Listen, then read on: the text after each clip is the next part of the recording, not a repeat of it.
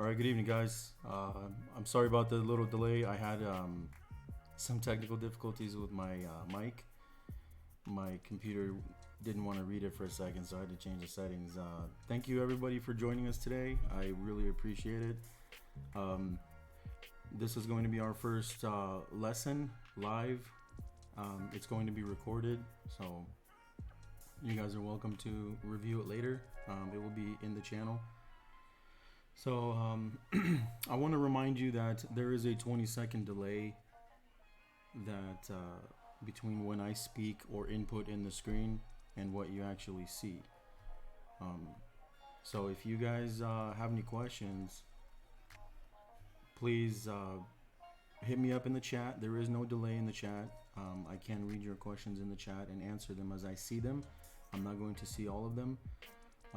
But as far as what you guys see in the video, there is a 20-second delay. Everything has already happened 20 seconds ago. So if I don't respond or don't reply in time, just keep that in mind. Today's lesson, excuse me, is going to be on risk management. When we decide to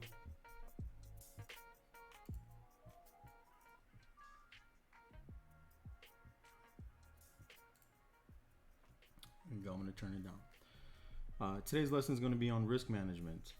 Basically, I know there are traders of various levels here, and everybody aspires for different goals and different end result. And so I'm going to try to cover a broad spectrum today. And we're going to be talking about how to look at charts to begin your entry, where to begin the entry, things to look for the ideal timing on the entry, and such. Everything we talk about today is not financial advice. We know the drill. This is for entertainment purposes, so please take it. Please take it as you will. These are my opinions and these are my techniques. This is the way I trade. I teach how I trade and I trade how I teach. And I stick to my plan. I trade my plan and I plan my trade, except when I'm scalping. There isn't much planning going on in scalping. It happens really fast. So I suggest if you are fairly new to trading or a couple years, if you'd like to take on scalping, it's extremely risky, but I suggest that you hold off until you get a little bit more comfortable in your higher time frame trades, and then once you can become a good ratio trader, then try some of the lower time frames, also known as scalping. So risk management is basically the idea, the concept of entering a trade on any instrument that is of limited risk and maximum reward. So this is probably one of the biggest issues people have, is they either force a trade or they will zero in on an asset, on a pair, and they will just look for a place because they must enter. And then that leads to finding what you are biased to do. If you are somewhat set leaning towards a short, there's always a moment on a chart where you can find indications to make you biased towards a short, and you can always find indications and reasons to enter along. So we want to eliminate that. We want to open a chart and look at it from an unbiased perspective, purely as a trade. There is a big difference between investing and trading. Investing, we purchase assets and instruments we believe in, or we believe have peaked, and we want to liquidate. That is investing. Trading is more along the lines of entering positions that will yield a move. We are looking for that move, the percentage or the price difference from point A to point B. Oftentimes, if there is not a sufficient move in percentage, we want to increase, or we can increase our position. So if we do not find a 1% move on an asset, maybe it's stagnant, what we can do if we have a sufficient amount of capital is we can enter a larger position. And of course there are the factors of fees, but if we disregard fees for a second, and just in its purest form, we can enter a larger position if we don't have quite the percentage and move. But this all goes back to, rather than forcing a trade on an asset, what we want to do as traders, as day traders and swingers, is find assets that actually are prime for a move. And today we will touch a little bit upon how we find entries and how we can play the probability. Many of you who know me, those of you who are my friends in here in chat currently, know that I am a probability and exhaustion trader. So I trade when my chances are a move in one direction high.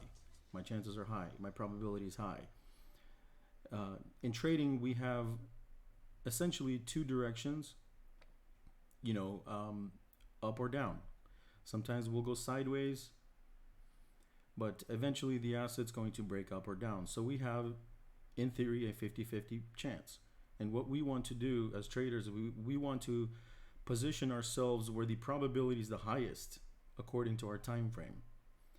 Trades techniques are different on each time frame.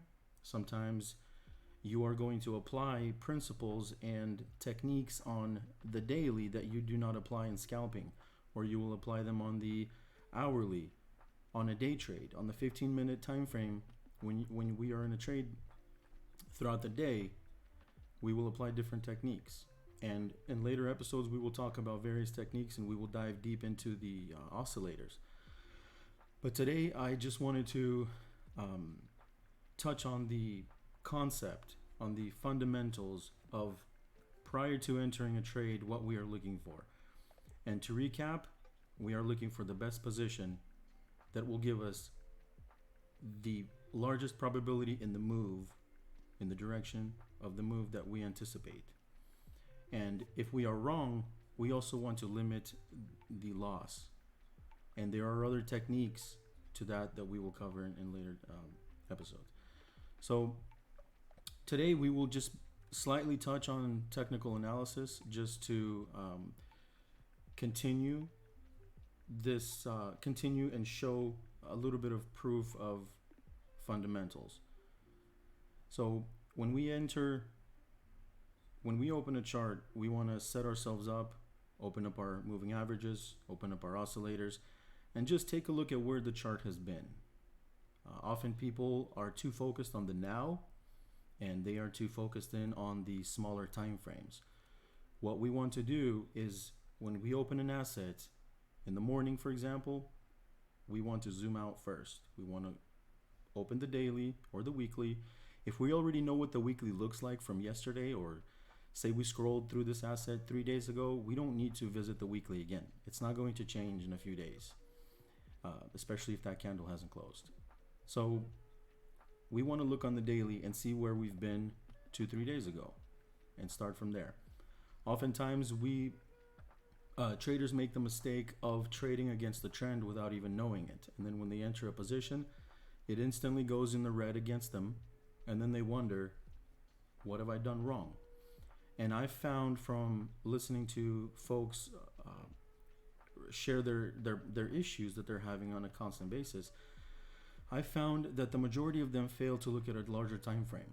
That is one of the most important things. That is probably my two most important things to look for. Number one, always start with the larger time frames and see the direction they're in, the trend that they're in, and just how they look. Get a feel for them. Where they are under the 200, where they are under the 100 MA, or the 50. And go from there. establish yourself a zone. We're going to do another episode later where we talk about oscillations around a mean, a median. Most things in nature have a frequency, a vibration around a center, just like electricity. Trading tends to have a oscillation around a median zone. Oftentimes that's the 200 MA. And so the moving average will follow the price. But within that, the price often oscillates around the 200 moving average. And it's not that the price is affected by the moving average, because mathematically that's impossible. But the moving average moves with the price. However, nothing goes up or goes down in long periods of time on any time frame. So therefore we know if an asset's been really far above the 200 MA or the 100 MA, if we're in a smaller, if we're shorting in a smaller time frame, we know that when we sense exhaustion on the upside and we've been above the 200 for a very long time, if we open that chart for the very first time in a week, the first thing we need to look at is where is price above the 200. Are we far above the 200? Have we been above the 200 for several days? And what is the angle of open? The angle of open above the 200. And vice versa if we're looking to long. Now, when we sense exhaustion, if we feel that we have bottomed out on a larger time frame, we can then select inside of that larger time frame. We can go to a smaller time frame and further zoom in and pinpoint a better entry. What do I mean by that? If we sense the daily has bottomed out, we can go in on the 4 hourly and see where the 4 hourly is located. If the 4 hourly has now reversed, going in the other direction, now we're going to have a trend, a mini trend on the smaller time frame. And we want to be careful entering against that trend, because there will be a better entry when both trends align. So if we are entering a swing trade, ideally we want the larger one to bottom out and the next smaller one to bottom out.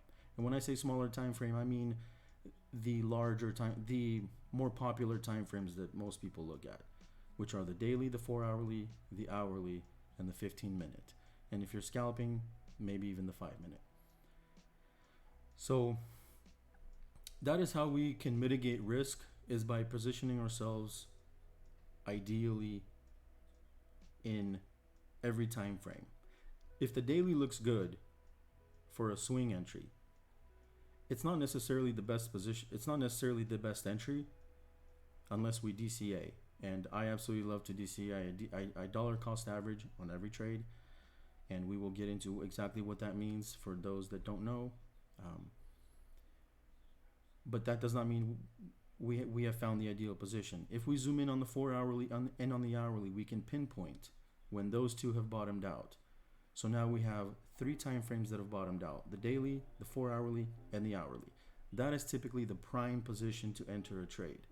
If you are entering a trade when the daily has bottomed out, but the 4 hourly you've already missed that mark and it's already heading up, the MACD is crossing the center, the RSI is into overbought territory, and the stochastic is into overbought territory, chances are you might want to hold off a little bit.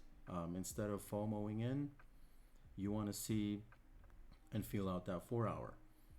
Sometimes if it's not too late, depending on your time frame, your target of exit, you might want to enter and DCA, dollar cost average, on the way down. So let's look at the charts and talk a little bit about dollar cost average. So here I have Bitcoin on the 4 hourly. And if I haven't looked at Bitcoin, for example, for a couple days, and let's say I'm in Forex all week, the Forex markets close on Friday, I typically like to transition into crypto over the weekend and trade it, as basically it's the only asset class open. So I will open Bitcoin. And if I have not opened Bitcoin in a few days, I'm going to open the daily And it's very important to me where we're coming from. So before I zoom in and look at, say, the hourly, and if I'm zoomed in here, it looks like we're having a little correction happening. And those of us that follow Bitcoin every day, we know what's happening. But I'm going to be speaking in terms of if we are opening the asset for the first time. What we fail to notice is that the asset has turned around if we zoom out. That's why it's so important to look at a larger time frame. If I zoom out, we see here that the asset 10 months ago was at 14,000. We have since made 1, 2, 3, 4, 5, 6 lower lows. So on the daily, our asset has either reached exhaustion or is nearing exhaustion. And chances are this lowest low, this 6 lower low in the 10-month span has reached exhaustion. So if I zoom on a larger time frame, I have an idea now where my asset is. The reason that's important is I do not want to necessarily trade. There are techniques in trading against the larger trends, and we will cover that in another episode. But for now, as a beginner trader, looking at the chart, I want to paint a picture. So I'm going to start with the basics. We have been over the 200. The blue line is the 200. Yellow line is 100. And the orange line is the 50. We've been over all three of them for a extended period of time. And as always, we have to come back and cross it, as we did. We formed 3 more lower lows, and we have been essentially under the 200, other than this brief period. We crossed back under it, and so from a strictly probability point of view, I want to begin to play my chances. Again, trading is about placing yourself in the best probable, in the best possible chance, giving yourself the best probability for that move. And so what we want to do is we want to paint a larger picture of what's going on. Here we see Bitcoin is 6th lower low in the last 10 months or so. So if I'm looking to swing trade Bitcoin, this would be the wrong time to short it, personally, because my probability now has turned to the upside. I have a larger probability that my asset's going to go up versus going down. We have created 6 cycles of lower lows. Our RSI here has been in the oversold territory 1, 2, 3, 4, 5 times since then. We did have 3 cycles here, but that was negated by the heavy drop. So our probability was getting better and better with every single $1,000 drop here. So if we already experienced this drop and we did not long, we are not trading with probability, with chance. We are trading against it if we are attempting to short this area. Because if I go on the weekly chart, we know that we've been above the 200. Those that know the Bitcoin chart know that we have this is the first time we've crossed the 200 period moving average on the weekly. And the rejection off of it was extremely powerful. We have not the ideal tweezer bottom, but we have a pretty substantial tweezer bottom. This wick here is roughly $1,500. So looking at Bitcoin's history and looking at average wicks, this is a pretty good rejection off of a bottom. So those that I have spoken to this week and given my opinion, asked not to short Bitcoin. I just want to just help you understand that you are welcome to do that, obviously, but you are not going to be playing against. You are playing against the probability, against chance, because we want to often short before we experience excessive drops, and excessive drops are relative to previous drops.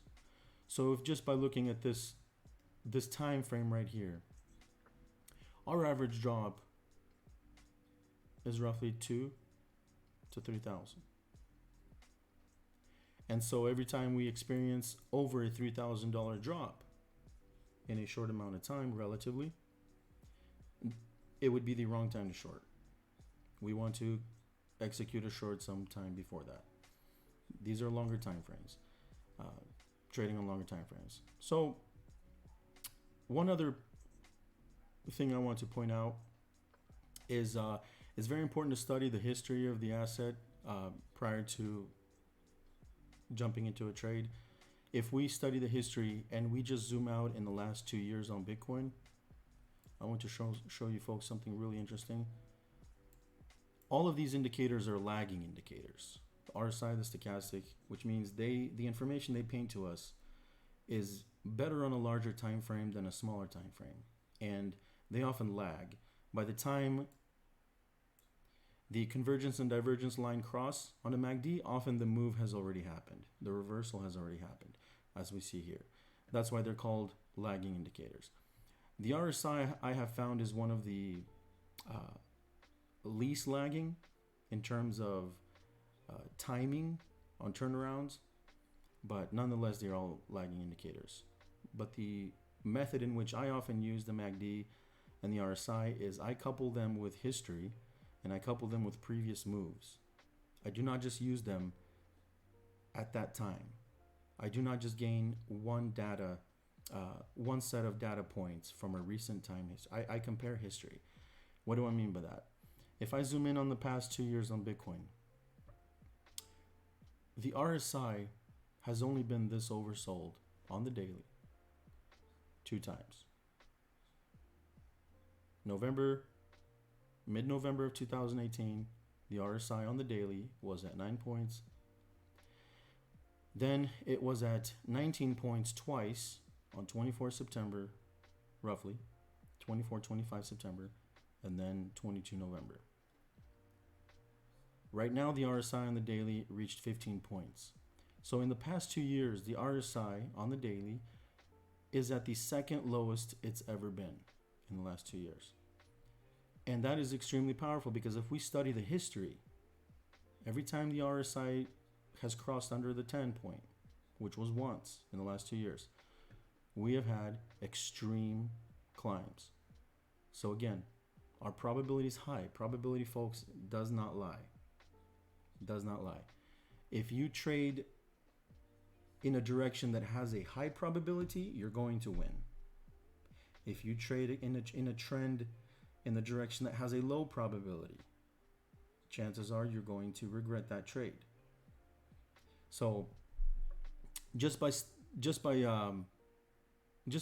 oscillators, if you study the history, folks, study the history. Take a look at points that the RSI has touched on each time frame and what happens after that point has touched, and you will find a pattern. Let's go to the MACD. The MACD has only been this low on the daily one other time.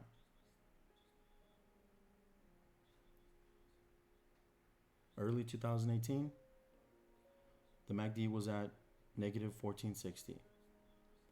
It has not been this low ever since in the last 2 years. Now we're at negative 1000, the second lowest point the MACD has ever been in the last 2 years. What happened the last time the MACD was this low? We had a $5,500 climb. So if you search for things like I have just shown you for these types of patterns, you're going to develop what I call a sixth sense for trading, where it goes beyond TA. You're going to start to read charts right away. You're going to open an asset, go to the larger time frame, and just paint yourself a picture. All right, where is this asset? Is the downtrend on the daily down? Okay. What about the 4 hourly? Okay, the 4 hourly downtrend is up. And it leads me to a comment I spoke with Pure Cane the other day. I asked him, hey, if somebody asks you, is Bitcoin in a downtrend? If a family member contacts you and says, hey, what's Bitcoin up to? Is it in a downtrend or an uptrend? Well, there's no correct answer. Any asset can be in multiple trends at once. It depends what time frame. An asset can be in a downtrend on the daily, so lower lows, lower highs, establishes a downtrend on the daily. But on the 4 hourly, it might have reached a temporary turnaround point on the daily. The trend is still intact on the daily, but on the 4 hourly, we've created an uptrend, temporary uptrend, and temporary means relative to the daily. And so if we are day trading or a short swing, we can trade the 4 hourly up. And if we want to position ourselves, if we're going to trade the 4 hourly and we want to position ourselves ideally on the best entry possible, then we can go to the hourly and the 15 and see what they look like. If I'm looking to enter the 4 hourly chart because it looks good, let's say it has bottomed out, I can enter a small position, trade number 1 of my dollar cost average. When I go to the 15 minute and the 15 minute is topped out, so it has done 1, 2, 3, maybe 4 cycles of an uptrend, that is not the ideal time to enter the 4 hourly chart. We want to wait until the 15 minute cools off. And chances are it will. Again, probability is if the 15 minute has had 4 cycles up, and by cycles I mean the RSI has been bouncing off the top without coming back to the 50 or lower, and price keeps making higher highs. Those I call cycles, continuous cycles of uptrend or downtrend. And they are also referred to as, usually at the end of those cycles are what we call bearish and bullish divergences, where it's typically, it comes to an end. The downtrend will come to an end in a bearish divergence, and the uptrend will come to an end in a bullish divergence. But that will be in another episode. So if I want to enter a trade on the 4 hourly, I go to the 15 minute and the hourly, and I position myself accordingly on those time frames. If I want to long the 4 hour, the best time to do it is when the 15 minute is bottomed out. If I long the 4 hour when the 15 minute has been topped out for 2-3 cycles, I'm going to be a little disappointed at first. While it cools off, I'm going to see my trade in the green, in the red. But that's not to worry, because the larger time frame is more powerful. So if we are trading with the trend, and our trade goes against us, oftentimes we just need to be patient. Because when you're trading with the trend and that trend is forming higher highs and higher lows, and you made a ill-timed entry, just an ill-timed long, just chances are give it a little bit of time, position your stop loss a little further down, let the asset breathe, don't get wicked out, and it will turn against you, because the 4 hourly is uptrending, so it's going to go up. It is when you trade against the trend that you need to be very cautious and cut your losses fast when the trade goes against you. If I'm trading against the 4 hourly and I'm trading against the hourly, attempting to do a scalp, and the trade goes in the red against me by 1, 2, 3%, I need to get out. Chances are it's not going to see that price soon again, because I'm trading against the trend. It's gone. That price point, that level is gone for good in that time frame. So again, just to recap, we want to zoom out. We want to first decide what is our plan, what is our target going to be to enter, and our target to exit. When we are looking for a target to enter, we want to kind of foresee the chart a little bit. If we are nearing exhaustion, then we go to the smaller time frames and pinpoint. It's no different than if I'll just give you folks an example. If I'm an astronaut in space and I want to find my home because I'm lost, I'm first going to find my solar system, then I'm going to find my planet, then I'm going to find my continent, my country, my state, my city. I cannot I cannot logically begin searching for my state if I'm far out in space. I need to get a bigger picture because I could be going the wrong direction. So we look at the daily. Even if I'm scalping or I'm trading intraday, I will still look at the daily because I want to see if I'm wrong on this trade and it really crushes me in the red short term. We've all seen that. We've all entered a trade and a crash happens if we're in a long. Well, if the trend is up, that crash might just be a small correction and we need to relax. If we go on the daily and the trend is up and we enter a long and we have a mini crash, and I say mini crash, but it's all relative to time frames, then we have to relax because the daily trend is still up. So our probability is much better that we will get in the green. It's just a reversal, a temporary reversal. In which case, personally, I will enter DCA. If I entered a long and the larger time frame is up, so I've entered with the trend and it goes against me, it's okay. I will enter lower and lower. If it continues to go lower, I will enter. And then I've found 9 out of 10 times it does reverse. It will reverse, and now you have spring loaded all your dollar cost average entries up, and you will quickly start getting each of those successive trades that you've entered on the way down. They will now from the lowest one start to get green, each one in succession. And that is where we can either begin to enter trailing stop losses, where if we enter the green, we let the asset breathe, we let it move enough, and as soon as we continue to go up in the green, we can enter trailing stop losses. That way, if the asset decides to all of a sudden turn against us on the larger time frames, the worst that can happen is we will have limited profit, but we will still be stopped in profit.